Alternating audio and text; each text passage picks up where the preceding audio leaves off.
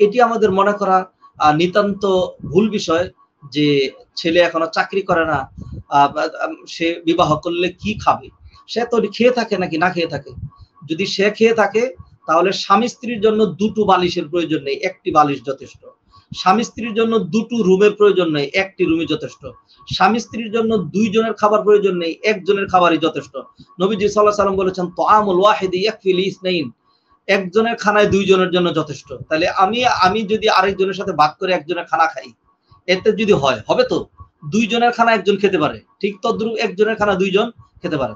তাহলে স্বামী স্ত্রী তো এমন হবে যে সে চকলেটের অর্ধেক সে খাবে আর বাকি অর্ধেক সে খাবে, অথবা একটা চকলেট কিছু খেয়ে সে তার স্ত্রীকে দিয়ে দিবে, স্ত্রী কিছু খেয়ে তার স্বামীকে দিয়ে দিবে।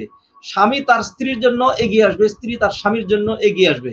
অতএব আমাদের কাছে মানে এই কি কি বলে যে শুধুমাত্র অর্থনৈতিক সমৃদ্ধি অথবা নিজের পায়ে দাঁড়ানোর যে ধোঁকার মধ্যে আমরা রয়েছি, তাহলে আপনাকে একটা মানদণ্ড নির্ধারণ করতে হবে যে কত টাকা হলে বিবাহ করা যায়। যদি এরকম অর্থই যদি বিবাহের মানদণ্ড হয়, তাহলে যারা নাকি দরিদ্র শ্রেণীর, যারা নাকি গরিব রয়েছে, সাধারণ ফ্যামিলি রয়েছে, তারা কি জীবনেও কোনোদিন বিবাহ শাদী করবে না? তাহলে যিনি ভিক্ষুক, তার যে সন্তান, সে কি কোনোদিনই বিবাহ শাদী করবে না? বিষয়টি আসলে এরকম নয়। সেই জন্য আল্লাহ সুবহানাহু ওয়া তাআলা বলে দিয়েছেন ইয়াকুনু ফুকারা ইউগনিহুমুল্লাহু মিন ফাদলি, যদি দরিদ্র হয়ে থাকে তাহলে আল্লাহ সুবহানাহু ওয়া তাআলা তার পক্ষ থেকে সম্পদ দিয়ে তাদেরকে ধনী বানিয়ে দিবেন। এবং এটি বাস্তব কথা, যেহেতু আল্লাহ সুবহানাহু ওয়া তাআলা সকল মানুষ সৃষ্টি করেছেন এবং মানুষগুলোর রিজিকের দায়-দায়িত্ব আল্লাহর উপরেই। যদি আপনি শুধুমাত্র আপনাকে নিজেই নিয়ে ব্যস্ত থাকেন, তাহলে আল্লাহ সুবহানাহু ওয়া তাআলা আপনাকে কয়জনের রিজিক দিবেন? আল্লাহ সুবহানাহু ওয়া তাআলা আপনাকে আপনার রিজিকই দিবেন। যখন আপনি আরেকটা মেয়ের দায়িত্ব গ্রহণ করবেন, আল্লাহ সুবহানাহু ওয়া তাআলা আপনাকে ডাবল রিজিক দিবেন। যখন আপনার ছেলে মেয়ে হবে, আল্লাহ সুবহানাহু ওয়া তাআলা রিজিক বাড়িয়ে দিবেন। এর বাস্তব প্রমাণ আমরা প্রতিটা ফ্যামিলি। আমরা যখন স্টুডেন্ট ছিলাম অথবা আমরা যখন যুবক ছিলাম, তখন আমাদের এত কিছু ছিল না।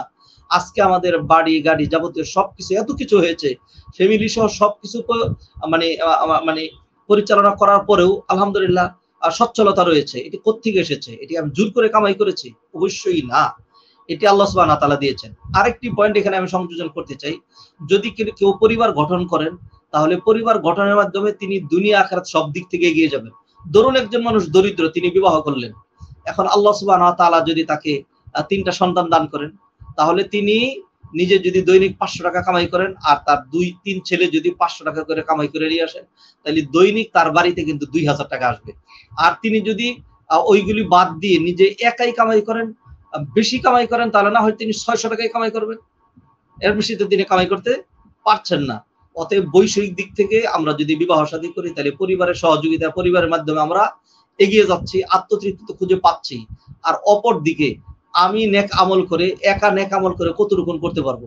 আমি তো মরেই যাব। যদি আমার ছেলে থাকে, আমার মেয়ে থাকে, আমার আত্মীয় স্বজন থাকে, আমার স্ত্রী থাকে, আমার স্বামী থাকে, তাহলে আমি মরে যাওয়ার পরেও তারা যে নেক আমল করবে তার একটা ভাগ কিন্তু আমি পাচ্ছি।